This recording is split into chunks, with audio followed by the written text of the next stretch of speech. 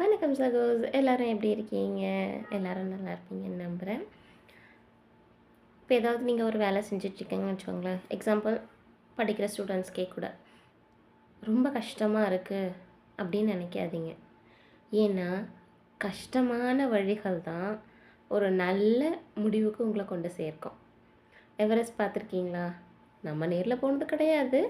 But ஆனால் போனவங்க இப்போ இருக்கிற டெக்னாலஜிஸ் வச்சு வீடியோஸ் மூலிமா நமக்கு காட்டியிருக்காங்க. எவ்வளோ அழகாக இருக்கும் இல்லையா? ஆனால் அந்த இடத்துக்கு போகிறது அவ்வளோ சுலபமா? கிடையாது.